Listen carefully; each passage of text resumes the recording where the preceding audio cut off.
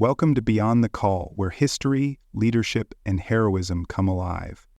Today's episode shares the extraordinary story of First Lieutenant Donald Joseph Gott, whose final flight over Germany in 1944 became a lasting testament to courage and selflessness. Against impossible odds, with his B-17 bomber crippled by enemy fire and 3 crew members gravely wounded, he refused to abandon them, choosing instead to steer his burning aircraft towards safety, knowing it would almost certainly cost him his life. If you enjoy learning more about military history and extraordinary individuals, be sure to visit Trackpads.com for articles, podcasts, and more. On a cold November morning in 1944, over the skies of war-torn Europe, First Lieutenant Donald Joseph Gott faced a decision that would define his legacy for all time. In the chaos of a bombing mission deep inside Germany, his B-17 Flying Fortress was torn apart by enemy fire, flames threatening to engulf the aircraft, and death pressing in from every direction. Yet in that desperate moment, Gott's focus was not on his own survival, but on the lives of the men who flew with him. In an act of calm defiance against the inevitability of disaster, he steered his crippled bomber toward friendly territory, determined to give his wounded crew the chance to live. The choice he made, knowing it would almost certainly cost him his life, would forever etch his name among the ranks of America's greatest heroes. His courage on that mission stands as a stark reminder that valor is measured not only in victory, but in the willingness to face certain death so that others may survive. By late 1944, the Second World War had entered a decisive and brutal phase in Europe. The Allies had pushed inland from the beaches of Normandy, liberating much of France and advancing toward Germany's western borders. Yet the Luftwaffe still posed a dangerous threat, and German industrial centers continued to churn out war materials at a formidable rate. Strategic bombing, carried out by the United States 8th Air Force and the Royal Air Force, became a critical effort to cripple Germany's capacity to wage war. These missions often targeted rail yards, manufacturing plants, and fuel depots, aiming to sever the logistical lifelines of the German military. The 452nd Bombardment Group, to which Donald Joseph Gott belonged, was part of this relentless air campaign. Flying the B-17 Flying Fortress, a heavy bomber known for its durability and defensive firepower, these crews braved flak, fighters, and the bitter cold of high-altitude missions over enemy territory. Bombing runs over Germany were among the most hazardous assignments in the air war, with crews facing the constant risk of catastrophic damage from anti-aircraft artillery and aggressive interception by experienced German pilots. On November 9, 1944, the assigned target for Gott's group was the Saarbrücken marshalling yards, a vital transportation hub near the French-German border. The yards served as a central node for moving troops, equipment, and supplies to the front lines.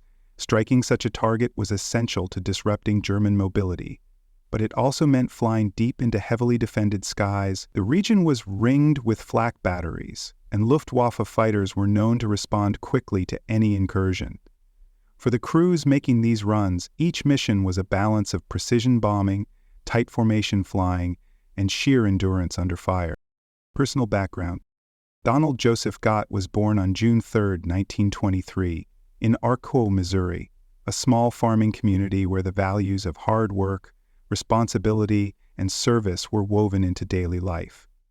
Raised during the lean years of the Great Depression, he learned early the importance of perseverance and commitment to others. His upbringing in rural America, surrounded by the close-knit bonds of family and neighbors, instilled in him a quiet resilience that would later define his military service.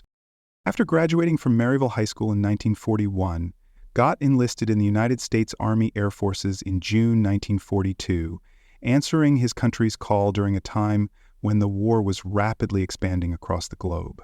He began pilot training soon after, completing rigorous instruction in navigation, aerial gunnery, and formation flying. This period honed not only his technical skill but also his ability to lead under pressure, traits that would serve him well in combat.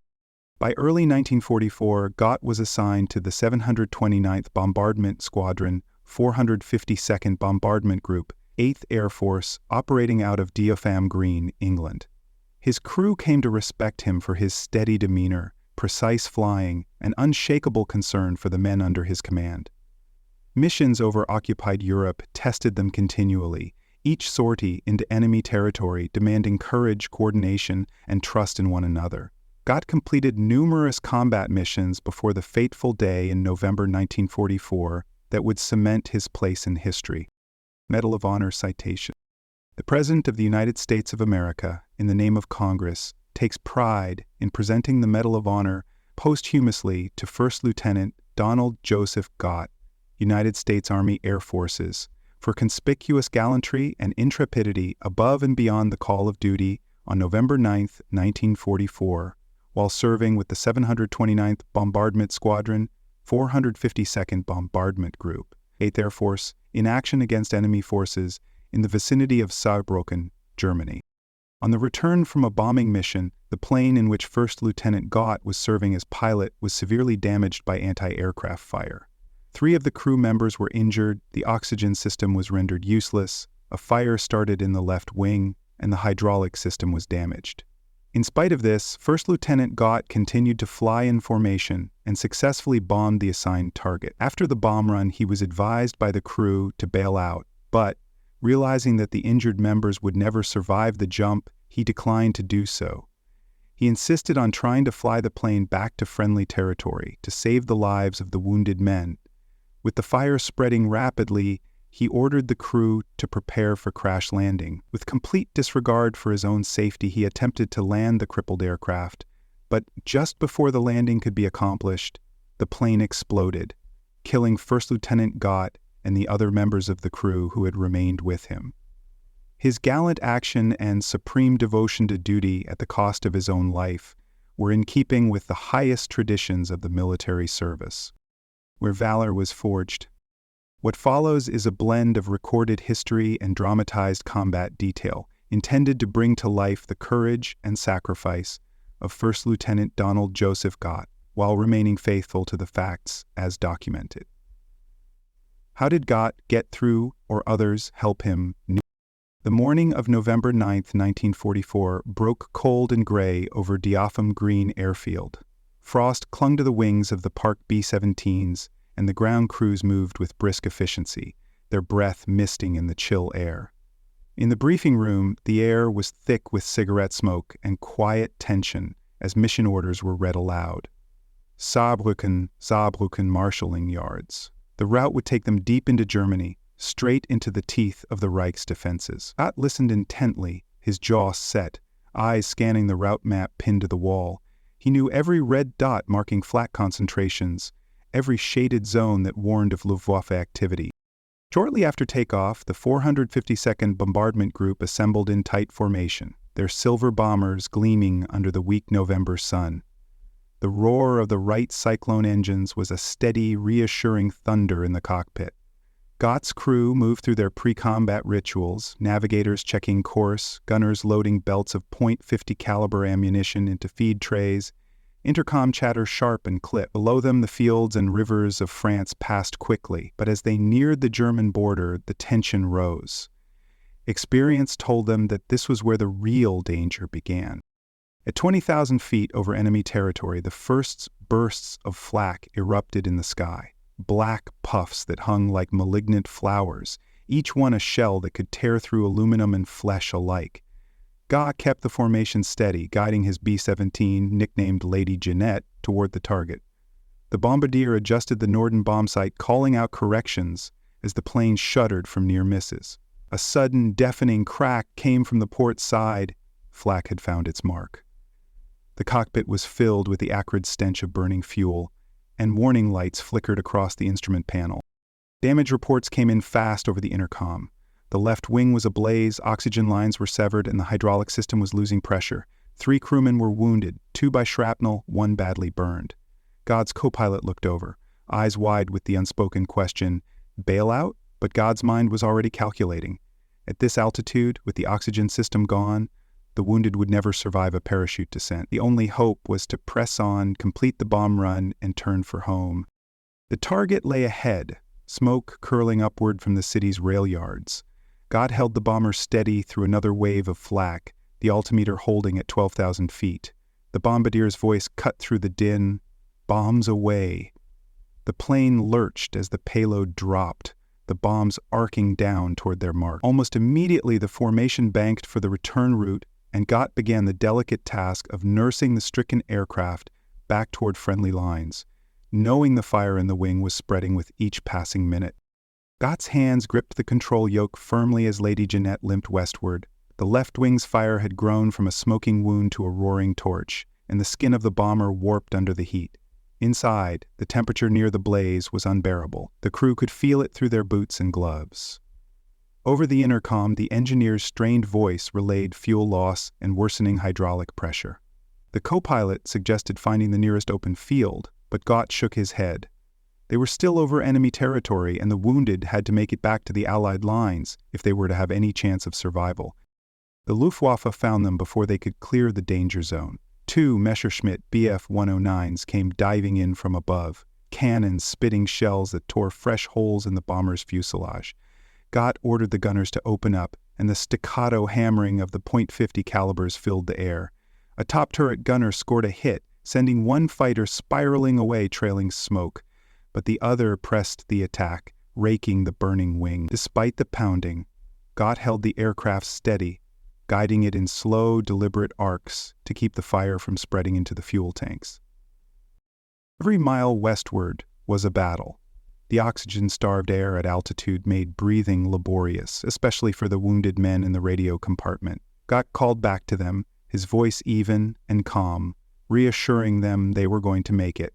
His focus was absolute, nursing the crippled bomber, coordinating defensive fire, watching the gauges, and gauging the distance to friendly lines.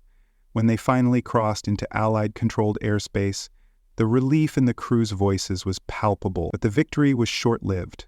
The fire was now dangerously close to the wing route, threatening to shear the entire structure away. Gott ordered the able-bodied crew to bail out, repeating the command until each confirmed they were clear. He and 2 others remained aboard to tend to the wounded who could not jump. With the last parachute blooming below, Gott turned his attention to finding a landing site. A flat stretch of open ground appeared ahead, flanked by hedgerows.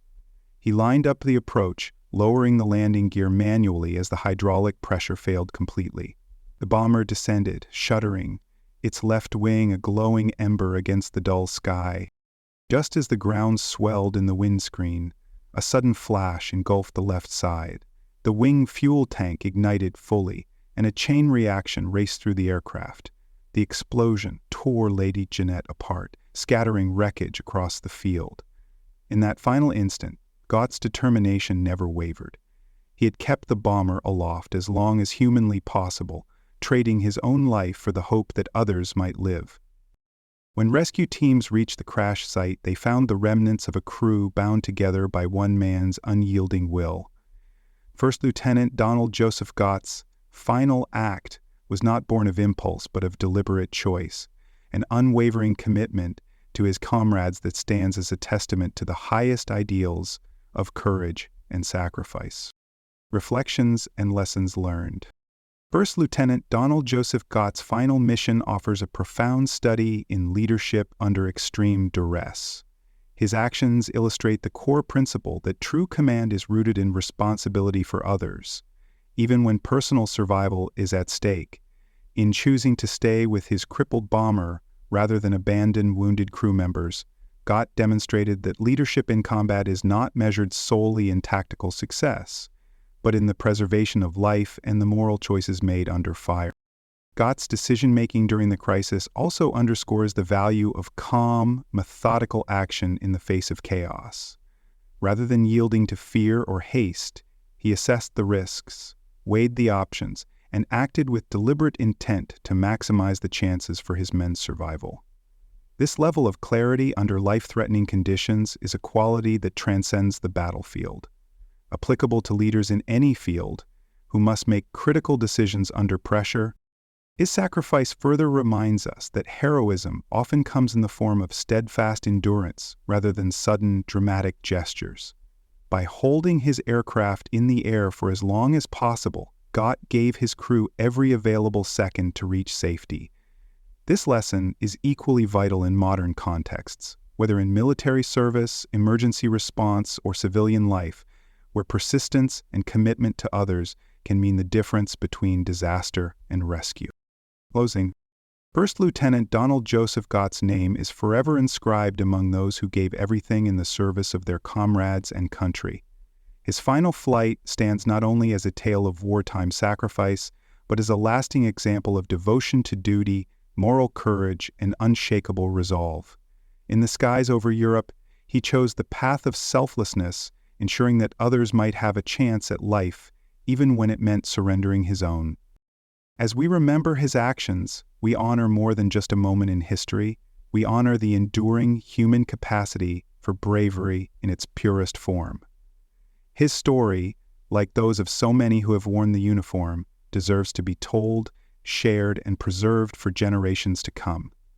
May we carry it forward, keeping alive the legacy of a man whose courage lit the way through the darkest hours of war.